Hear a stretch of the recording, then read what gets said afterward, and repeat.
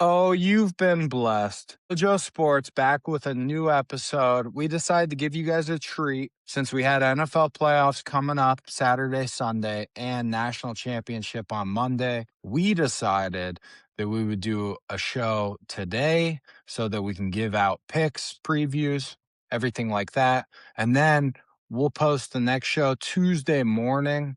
We'll get an instant reaction from the college football national championship Monday night and have that posted for you, ready to listen. So, Joe, how you feeling going into this weekend? I mean, there's a lot of big games about to be played, and this is the last great football weekend, in my opinion, because we get both college and NFL. I know. It's like a mix of super excited and also it's like right before Christmas when you know you're pumped as a kid. It's like, "Oh, I got Christmas." But then as a kid, you don't realize the day after Christmas fucking sucks and you're like, "Oh, now like I'm not excited anymore." I feel like I'm right at the peak hype and it's like this is awesome. We got really meaningful games and then all of a sudden come Monday or I guess Tuesday when the national championship's done, I'm gonna be like, wait, there's only like 3 more football games this year like that. Yeah. So I don't know. It's a mix of super pumped and also kind of sad. Yeah, this is why we need the Olympics to come sooner so we can watch some flag football. And maybe that blows up, and then we spend our springs just degenerately gambling on flag football across America. Would be Cambodia awesome. versus India. I mean, I'm gonna watch. There's Yeah. no way I don't watch that. Uh, Joe, let's just start off the show. We'll kind of hit some topics around the league, as I like to say, even though we're gonna cross different sports. We'll hit on some sports news, and then from there, we're gonna do our national championship preview. We have Indiana and Miami playing in Miami, and then after that, we're going to go through our picks for the NFL playoffs round two. Oh, Joe, first thing I wanted to start off, I have probably the dumbest question you've ever heard in your life. And that's what I'm good at. That's why they pay me the big bucks. So I'm going to start off with this. If you were a time traveler and you could get dropped into any era of football, professional football, okay, you had to play in a professional game, what year would you pick? Where would you drop in? So if you pick Mm. this year, all of a sudden you get dropped into an NFL game. You're going against the Miles Garrett's of the league, the Derrick Henrys, right?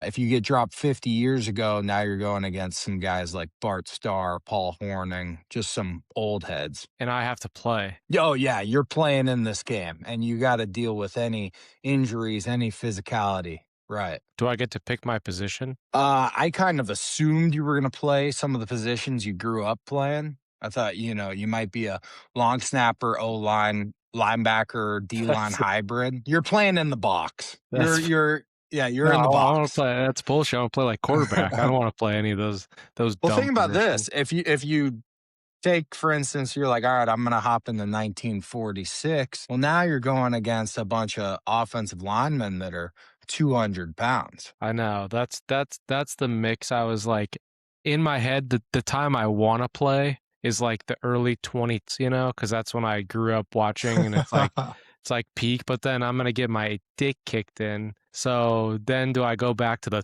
20s, when football really started and I can just dominate? But those guys are pretty damn tough and people died during football games. So it's like, I don't know. I don't That's a great question. I'm gonna go with the 2010s. I'm gonna go 2010s. Physical ailments, fucking be damned. I want to see my childhood heroes in person live. I want to watch, Tom Brady sling it. I want to watch all my heroes just up close and personal as a little kid. I I love don't that. care about the Patrick Willis the just waiting for 70s and you in the shit. middle. Yeah. No, that's too old. I didn't grow up watching that, so it wouldn't mean it. I wouldn't know any of the guys. They'd just be smoking cigarettes and stepping on me with their metal cleats. Different culture. That's why I like the question, because if you hop back to the 1950s, you think, I could probably dominate. But you don't get a real helmet. You're just out there playing with leatherheads, and you're probably gonna be drinking Chinese food through a straw for the rest of your life, but at least you were a great player in your time. But you chose the route to go against guys like Patrick Willis, M. Chancellor, Aaron Donald, just to name a few. I respect that. Yep. But I also think too, like, physically they're definitely better. There's no question now the athletes are better. But mentally and just the style of the game, if we're talking 1950s, I mean, some of these dudes fought in, a world war. If you're Yeah. talking, earlier than that, it's like that they have a little different threshold for pain and suffering that they've been through than some of the guys in the 2010s. Yeah, I don't know. That's a tough question. I feel like chance of death goes down in the 2010s, but probably chance of injury maybe goes up, if that makes any sense. Yeah, I think I would choose one of those early years, but I would specifically choose a year where we're at war. Yeah, So most of the real badasses are overseas. And then I'm just playing a game with the leftover men and women. they're just like, did you see that game last week? And the guy's like, no, I was fighting Nazis. Yeah. I didn't see Will rush for 3 touchdowns, 400 yards in a game that means fucking nothing. We did not have good connection on the beaches of Normandy, Yeah. unfortunately. Joe, next question. This feeds directly into it, actually. But I had a thought that if World War III does happen, feels like there might be some rumblings. It's possible. We're in the appetizer stage. If World War III does happen, I predict that it will be the most bet on event of all time because with these prediction markets now, you can bet on all sorts of things. So to tell me that we're going to have a World War III and you're not going to be able to bet on the winner sounds insane to me. It also feels like the economic structure might just collapse and the dollar might be worth nothing depending on who wins the war. So why not nuke everything? No pun intended. But as far as betting goes, why not just put the house on the USA? Yeah, yeah, you're not wrong. Yeah, you either come out a winner or you're kind of fucked anyway. So yeah, yeah, I don't hate that. That's a good idea. It just the issue that I have with World War III, if it does happen, I feel like we're gonna be able to watch it. That's the other crazy thing. It's like, Is there going to be a red zone channel? I like Russia, Ukraine, that was all over my TikTok, whatever, fucking 6 months ago, a year ago. Like, I don't know, like it's gonna get dark pretty quick. So the fact that you'll have a rooting interest, financially behind that, aside from, getting your country taken over, Yeah, freedom wasn't that's enough. You that had to get money involved. that rush is gonna be all time. Yeah. Well, and this is one too, if you bet on the Patriots, you can't go out there and throw a pass for Drake May. World War III, though, you got a lot of money on it. You can get out there. You can That's get true. active. Yep. Yeah, you can directly make a difference, and Uncle Sam probably be calling a few of us Yeah. if that does transpire.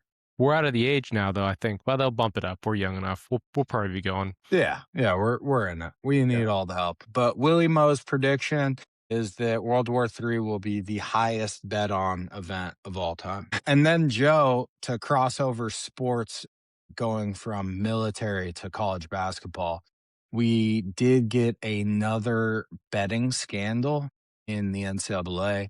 And this time it's with college basketball players shaving points. And somehow the sports books noticed.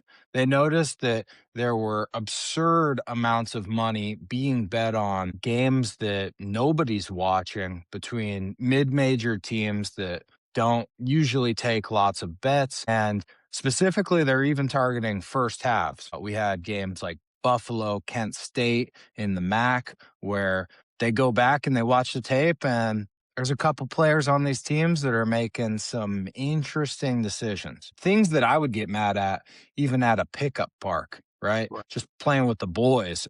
They were doing some things that just didn't look right. And I'm not sure how it all caught up to them, but there have been a lot of players now that have been indicted, and we are looking at just another piece to this puzzle. And I think it's good. I think it's good. I don't know what your thoughts are, but I think the more that we can expose these people and give them harsh sentences, it'll only move us in the right direction. Yeah. So just a high level summary, it's 26 players charged by the FBI in connection with point shaving, fixing the outcome of games. The FBI claims more than 29 games were fixed throughout 2023 and 2024 seasons. It's one of the biggest conspiracies in American sports history. And I think some of these will continue to come out like you're talking about. So the guys were targeted at, smaller schools not making as much NIL money. The deals ranged from 10,000 to 30,000 compromised games. So I, I don't know. That seems low. That was my question to you out of this whole thing. We both played, pretty high level Division 1 football. How much money would it have taken for you to, throw a snap over the quarterback's head? For me, it would have taken a ton of money. I'm That's gonna what be I'm honest. saying. It 10 would have grand? taken so much money. Yeah. Especially because I still had dreams of, like, playing in the NFL, and Right. just making a seven-figure salary yearly outweighed 10 grand. Yeah. That my number is it would have had to been, I mean, I don't know who would have paid it, but it would have had to been in the millions of dollars. There's no way I would take, 10 to 30 grand to the torment that you'd go through for a play that routinely you probably shouldn't make. I feel like is worth way more than $10,000 to $30,000, at least in the environment that we were playing in. I couldn't have done it myself. It would have taken a hefty sum to do that. We say that, but I did it against UCLA for free. Nobody even paid me. I put it 20 yards over my quarterback's head. So who knows? Maybe that changes the conversation. Check this guy's accounts. But this is a perfect example of why these guys are underpaid, Joe. Because then if you go and you look at it, and you're like, hey, Tom Brady, why don't you throw this ball into the dirt? Well, the problem is he's getting paid $250 million, and Right. there's no gambling that can outweigh that. The problem with these smaller college basketball schools is that the betting money can outweigh how much these players are getting made. So if all of a sudden you're wagering, you have $50 million on a college basketball game, and each kid in that program is getting 5 grand, well, gambling outweighs the actual weight of the game, and shit like this can happen. Yeah. Yeah. That just, to me, the money doesn't add up. Again, I think anytime you're getting involved with this, especially, with the NBA one we had talked about, but it's I just feel like there's more at play than the money. There's some sort of threat happening maybe, because if you accept the money once, it's like, hey, they have something over you, they can expose you, and then you basically have to do it again. I think some of these guys, got into something they didn't really know about, and then did it. But maybe they really were just, after 30 grand. I guess that is a lot of money in college. It just, taking a step back, it's like, hey, that it's probably not worth ruining your career, and potentially, I don't know if they'll go to jail, but it's definitely a felony, I'm pretty sure. I think it makes sense for these kids. They're not making a lot of money. And I say it makes sense, right? Like, I don't condone it, but I think the dollar amount you're throwing at them is way more than they're going to make from basketball for the rest of their career. Like, we're probably not getting NBA players or even international players. But there was a couple. Former LSU player went on to be a star for the Chinese Basketball Association, the I wish they tried Jiangsu to rig it. Dragons, huh? Yeah. Yeah, they tried to rig that one. I know. Yeah, yeah. I think this The will be a problem no matter what. It doesn't matter if that's my problem with all these stories that come out. It's like, oh, gambling being legalized, that's what's to I don't I think it's the exact opposite. I think that this has been happening for all of sports history, and now it's just becoming more prevalent because you can actually see the volume coming in on these books instead of it being on offshore books where it would never see the light of day. So I think it's good. Like you're saying, it'll get exposed more and more, and it'll happen less because you're not going to be able to do this on these main books. They'll catch you. Yeah, and that's where everybody screws up when they do one of these things, because they get super greedy and they just put way too much money on an event that isn't taking a lot of money, and all of a sudden that raises flags everywhere.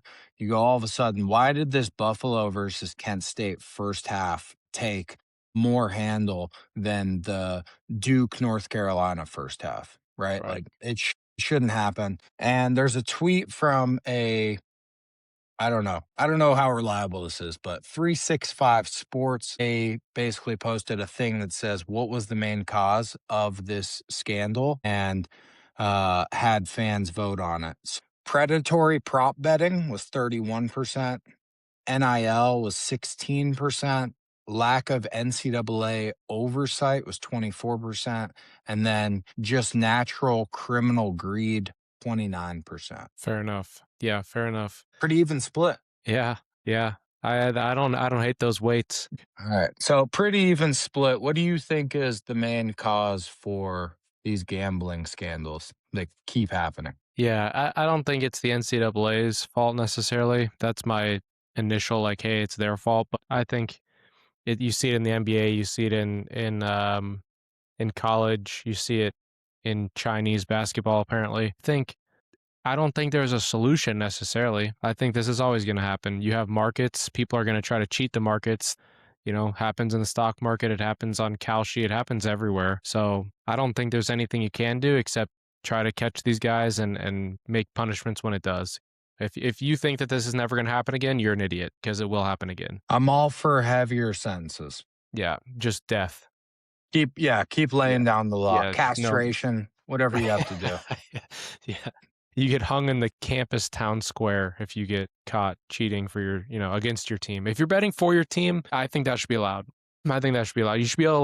You should be allowed to bet money line for your own team. I've I been a like that. proponent of that. Nothing else. You can't bet props. You can't do anything like that. But if you want to walk into a sports book, if you're Tom Brady, if you're Josh Allen this weekend, and he wants to lay $1 million on Bill's money line, fuck it. Let him do it.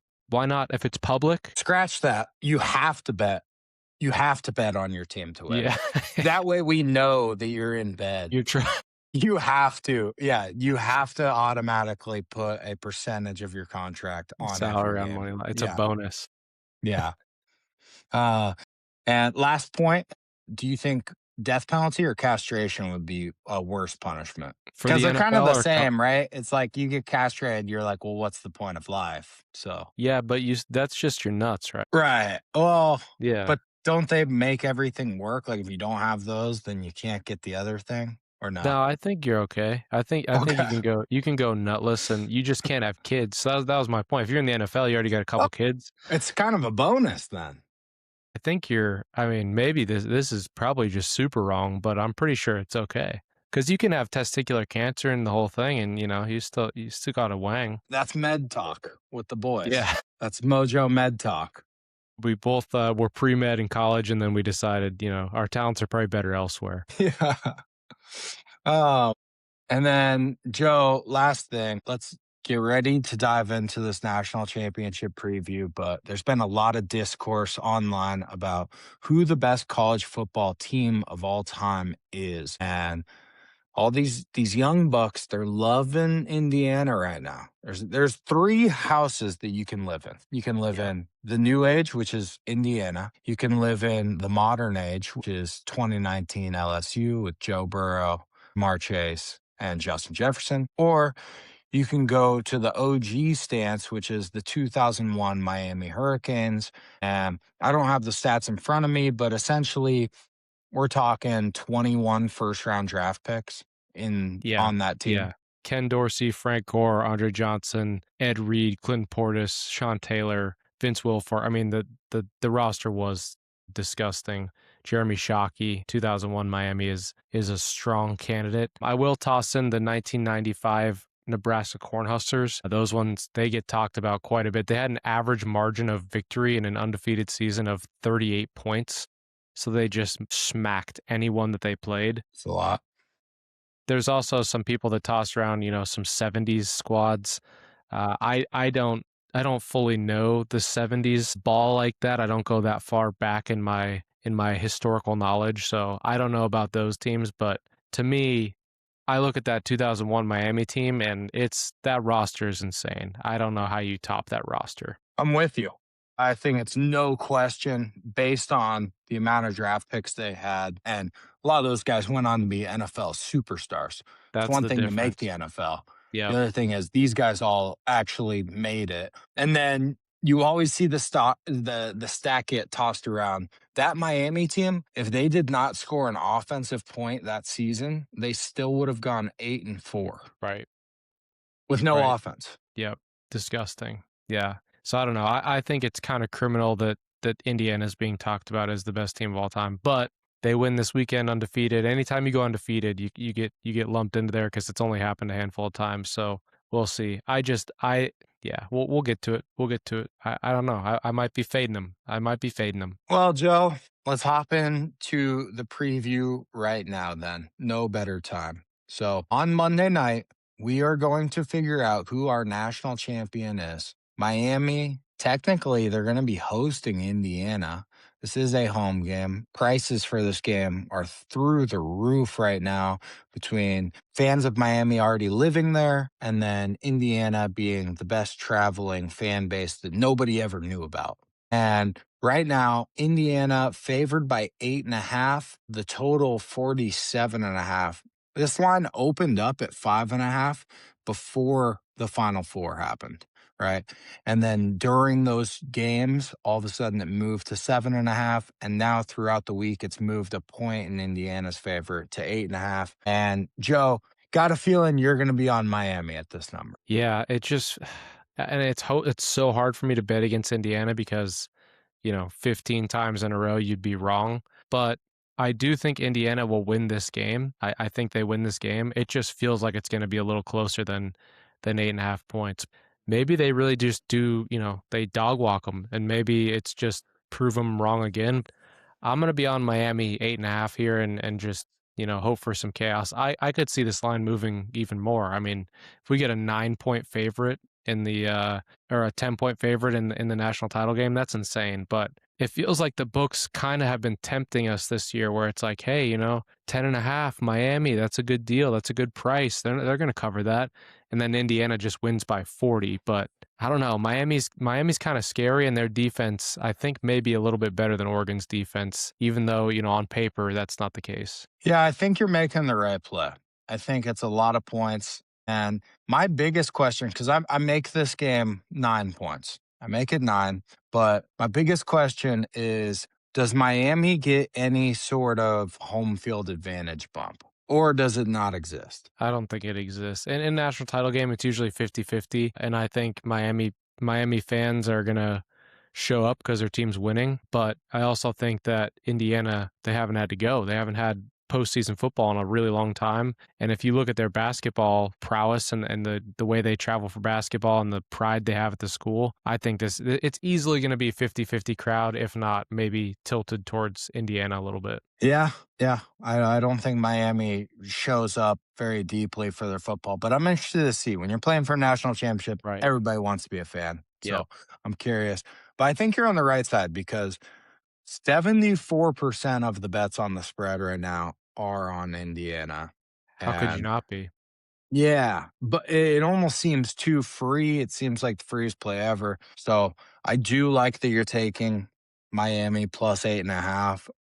Man, I've been going back and forth on this game. I think I still have to ride Indiana. And more than anything, I just need Indiana to win this game. I have the Big Ten to win the Natty.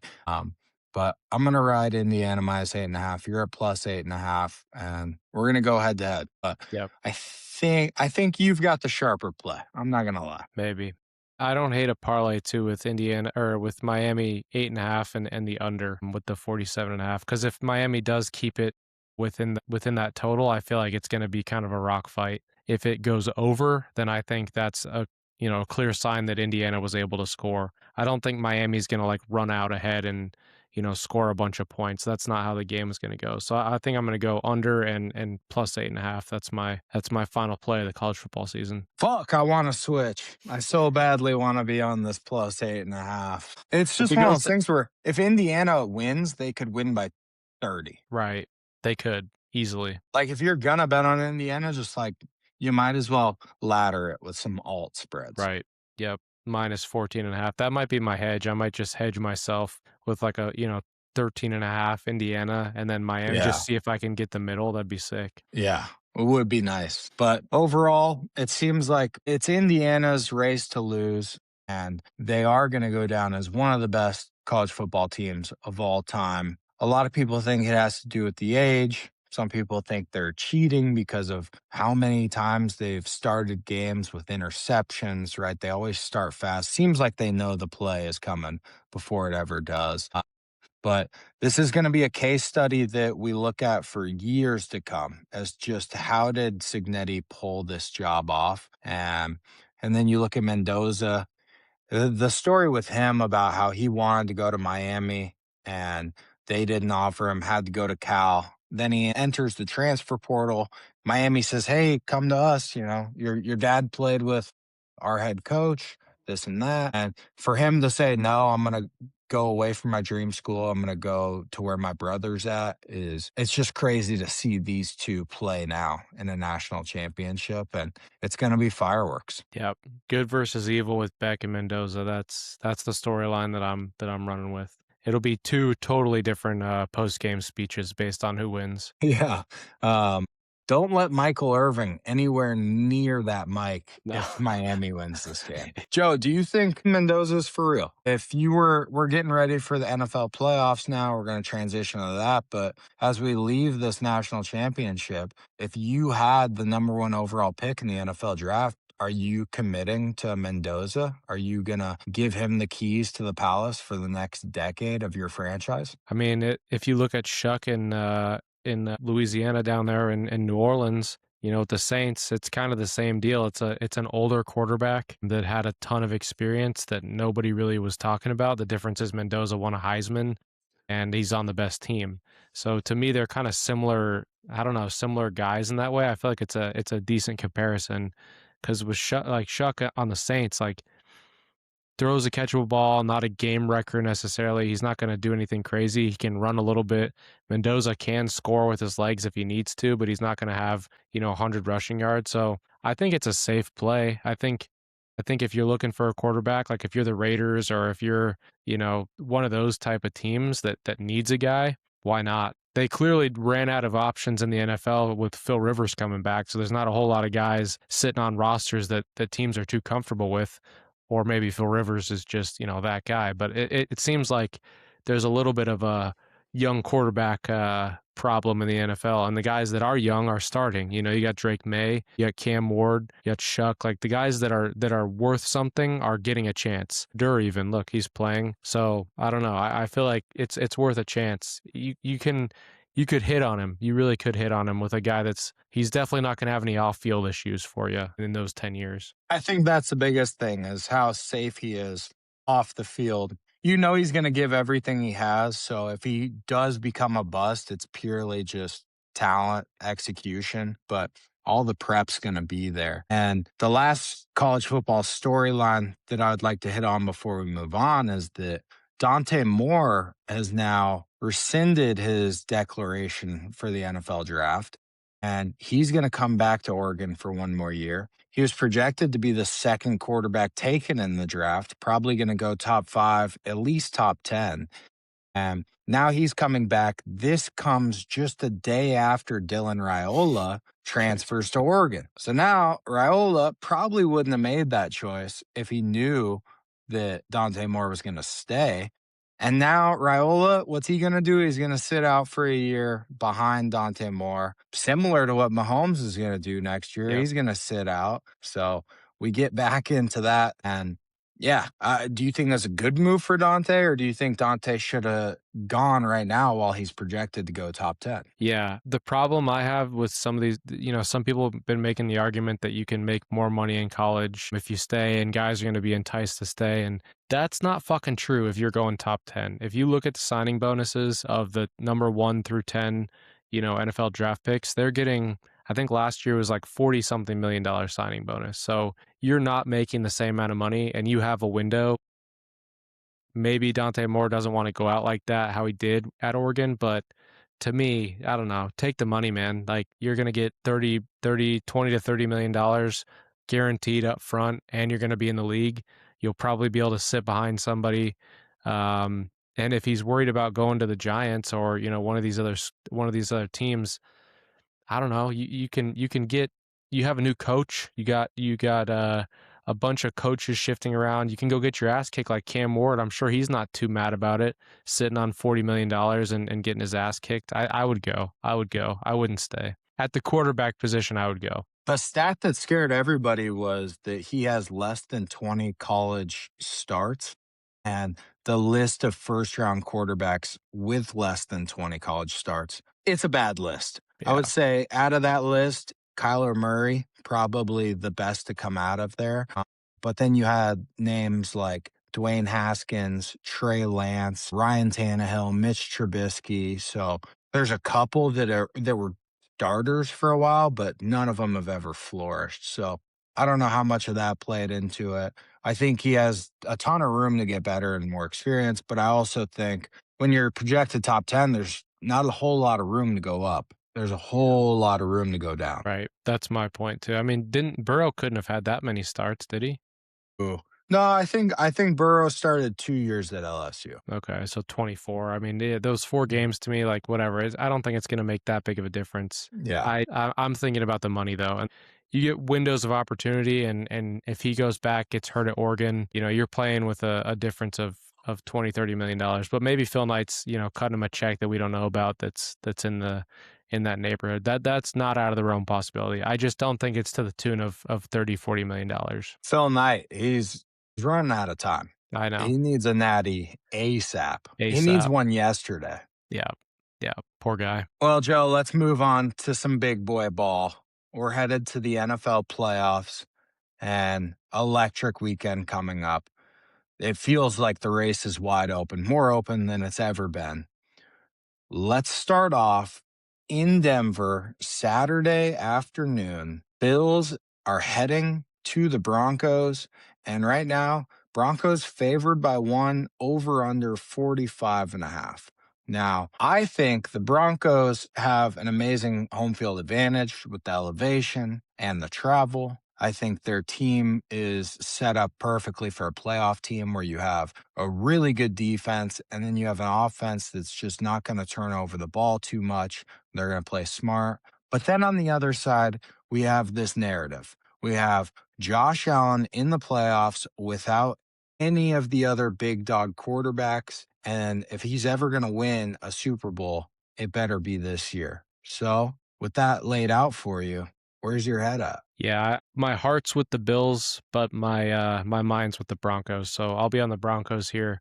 I do think Josh Allen could take over this game and single-handedly win it himself. But I think that given the Bills' history, they will fall flat again. And I think they're a cursed franchise. I have no idea why, but I think that I don't think they make the run. And I think Sean Payton's a good enough coach to figure out how to slow down, Josh Allen enough. And he's kind of been, he hasn't been getting his ass kicked, but he's been getting his ass kicked due to the fact that he's had to just do everything. You know what I mean? He's getting banged up because he's had to put so much wear and tear on his body. So I'm not necessarily a believer. I'm not a big Bo Nix guy, but this weekend I think I'll be rocking with the Broncos, especially at home. To me, it seems like the easiest money ever. I feel Right? like there's no way the Broncos shouldn't be favored by more in this game. With that being said, I thought the winner of the Jags Bills game was going to the Super Bowl. I'm going to fully buy into the Josh Allen narrative. I'm going to Fair. take the better quarterback in the matchup. I am going to go against everything that my head is saying right now. And I'll probably look like an idiot. Perfect. I'm used to it. And I'm going to ride with Josh Allen. This is a destiny play. And this is my vibes play of the week. Yeah, no, I don't hate that. This is the biggest coin flip game to me, even though it screams Broncos to me Screams logically. Broncos Yeah, from the mountains. yeah, yeah. Yeah. Okay. After that, on Saturday night, we head to Seattle, where the 49ers will take on the Seahawks. Sam Darnold randomly listed as questionable just a day ago, but I'm sure he'll play. And right now, the Seahawks favored by 7, over under 45. And I don't know, the Niners are super banged up right now. Pulled off a great victory in Philly, but they lose George Kittle for the rest of the season, obviously. And then we're looking at a Seattle team that just got a bye week and they're playing maybe the best football in all the NFL right now. So, Joe, do you think 7 points is too much in this game or not enough? I think it's a little too much. I'll probably tease this down to 6.5. I like 6.5. I think the Seahawks. I probably won't even pay the premium for that half a point because I do think the Seahawks. This is where the Niners run ends. They've been unbelievable, through whatever they've had to go through. But now with Kittle out again, you're going to get Tonjes, and he's I mean, fucking Juszczyk too last week basically became George Kittle, so it's like maybe they can pull it off, but I think the Seahawks offense can just run the rock. I don't think the 49ers defense is great, especially watching that Bears-Niners game. They gave up a ton of points and somehow they still snuck it out. I don't think the Niners are going to be able to do that against that Seahawks defense. So I think the Seahawks get this one done and I'm comfortable laying the 7. I agree. I think Seahawks get it done. I'm going to take over 45 in this game. Mm, Reason being, I think the only way the Niners have a chance to win, a path to victory, is they have to be super aggressive on offense. yeah, They've got to get pass happy, they got to take shots, and they have to go for it on fourth downs, which ultimately, if you're going for it on fourth down in your own territory, once the other team gets up, 14 points, let's say, and all of a sudden you're going for it, you turn over the ball's already in field goal range for the other team. So yeah, I think they got to be super aggressive. I don't think they can stop the Seahawks. Brock can make magic with his arm. So yep. I'm just hoping they get down early and then they're passing the whole game. Yep. I'm gonna change mine. I like that. I don't want to pick a side here necessarily. I'm gonna go with the total. I like the over. I like the over Let's there. go. Yeah. No side picking on that one. It is expensive. Seven's a lot in a playoff game. Yeah, I am worried though. You said the Seahawks should be able to run it down their throat. I'm worried about that clock just I ticking, know. ticking, ticking. I know. Darnold will probably give up one or two though. He'd probably throw a couple picks. Throw a pick six, right? We can Yeah. get a pick six. Yeah. All right. Then we head to Sunday morning, and the Texans, they will be heading back east again for the second week in a row, and they'll take on the Patriots at Gillette Stadium. And now, Patriots are a field goal favorite over under 40 and a half, the lowest total on the slate. And I think it makes perfect sense. You could see this game ending 10-7, no problem. It wouldn't shock anybody. So I think it's going to be a tight game. And basically, whoever can score touchdowns over field goals should win this game, in my opinion. Yeah. I'm gonna go Pats money line parlayed with a under 40 and a half. I think Wow. that's a fun play. I'm gonna do that. The double play. Also, I lean Pats in this spot. I don't know how the Texans are going to be able to score on the Patriots defense. And it's going to be a cold weather game. So when you look at the two offenses, you trust one of them, you don't trust the other. But Texans defense has just been so damn good. They could drag you into a rock fight and make it a one score game with a couple minutes left, and it's anybody's ball game. I'm so close. I just want to go contrarian. Everybody I've talked to says, why is this total 40 and a half? It should be so much lower. It should be way down there. These teams can't score on each other. And it so badly makes me want to take the over. Which is just stupid.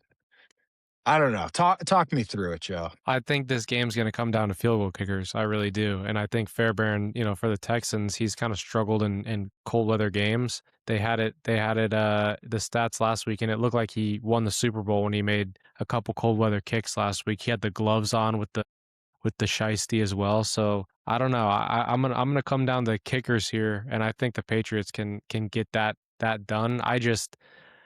I don't see a world where they do score points because I think the Patriots could score points. The Texans offense has just looked so miserable. And I don't get how because they have so many weapons. It all went downhill when CJ Stroud, big brother Caleb Williams. That is the time you can mark it in history. As soon as that happened, everything fell apart for them. And I don't think that curse is going to be broken yet. I think CJ Stroud has this year to pay his penance, and then next year he can come back and be humbled. But I think he gets humbled again. I think the Pats defense is going to play well, and I think the Texans defense is going to play well. So it's going to come down to kickers. All right. So your play, you're going to take Patriots -3 and the under. You're going to Money parlay line, those Patriots together. money line, Patriots Okay, money money line. line. Because I think you can push on that 3. I think it could Yeah. easily be a 1-2 point game, 2-point win. A safety here is not out of the question. When his defense pick up a safety, I just don't anticipate a lot of touchdowns. I will not be betting touchdown scores in this game. All right. I was gonna bet the over just to be contrarian, right? This can just tell you how scrambled my brain is right now. I'm gonna take Texans team total under 19 and a half. I like That's that. my play.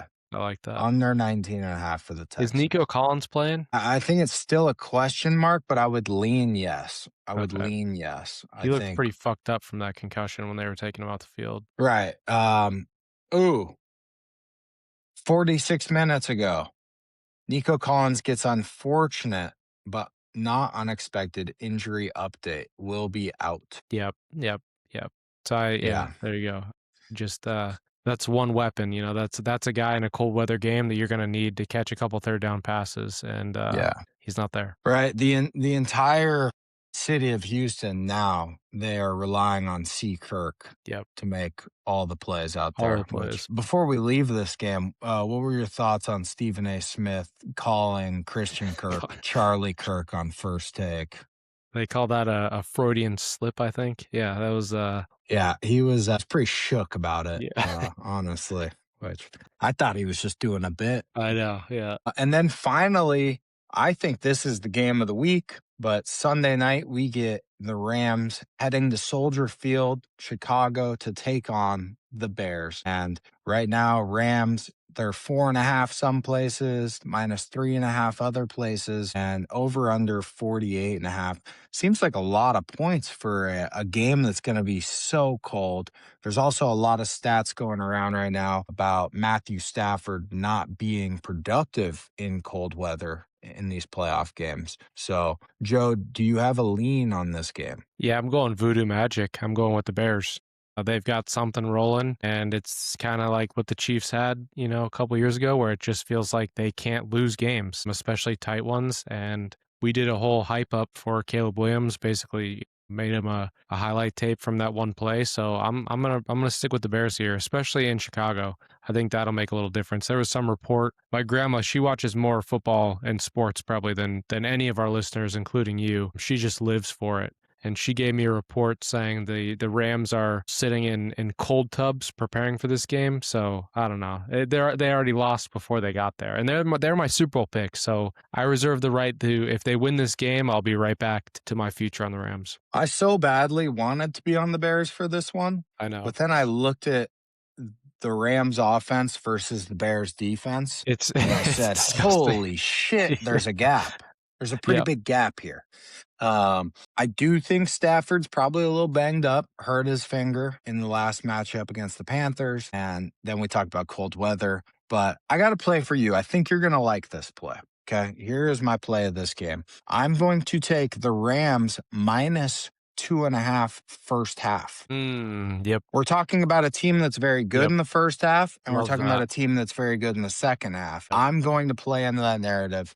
I'm going to take Rams will be winning at halftime by a field goal or more. I really like that. That's a great play. I'm gonna add that one for sure. Yep. That's a smart play. Second half team Bears. If they're gonna do it, it's gonna be in the second half. That's what I'm thinking. And we saw, I mean, that's probably what I'll do too. I'll probably take the first half and then live, I'll probably Live take bet it. second half Bears Yep. because Caleb Williams is the best quarterback against the spread in the second half. And Stafford, I think I saw a clip that he covers the second half spread like 36% of the time, which is not very good.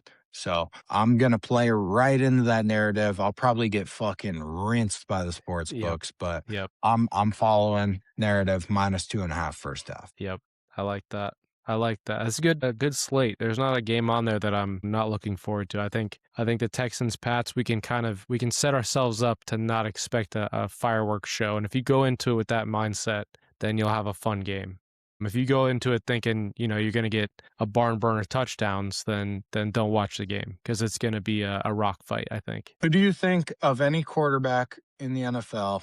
I'm going to close with this, but who do you think has the most to lose and who has the most to gain? Josh Allen has the most to lose Yeah. by a lot. I mean, the problem is he's doing it himself. Like it's the Buffalo Josh Allen's, and that's kind of been the narrative. Like he doesn't have the cast around him. He doesn't have a defense that's backing him up. He doesn't have, you know, a crazy offense that's helping him out. So it's like even the Niners, like they got Christian McCaffrey that's helping Brock Purdy. They have guys that can play. You know, freaking Ricky Pearsall threw a touchdown last week. So it's like I just think Josh Allen has the most to lose because of narratives, and then I think Drake May has the most to gain because Caleb Williams already kind of has his shine this year. I think he's going to be he's going to be talked about as a guy that's for real for a while now, no matter what goes wrong or what goes down these next couple games. But Drake May, he can fulfill the prophecy. He can become Tom Brady. If he wins a Super Bowl this year, he will be talked about as the next GOAT, and it'll be fulfilling the prophecy. So most to gain, Drake May; most to lose, Josh Allen. I like that. I like Josh Allen, definitely the most to lose by, out of any of these quarterbacks. He's really the only one that has something to his name. I guess you could say Brock Purdy went to a Super Bowl. And then for most to gain, I think you hit the nail on the head as far as those are the two that everybody are looking at. But I'll throw in a wrinkle. I think Brock Purdy has the most to gain. If Brock Purdy went on to win this Super Bowl, I think it would put to bed a lot of the things about his team carrying him and his coaches carrying him and how he just is he's just a guy just filling in a spot. I think if he went and he won a Super Bowl, people would say, oh shit, this guy's for real. Even when he didn't have the help that we thought, he still came through. So I think he has a lot of money that he could make. I think Bo Nix is an interesting one, but if they won the Super Bowl, I think the praise would probably go to the defense and Defense. Sean Payton. Yep.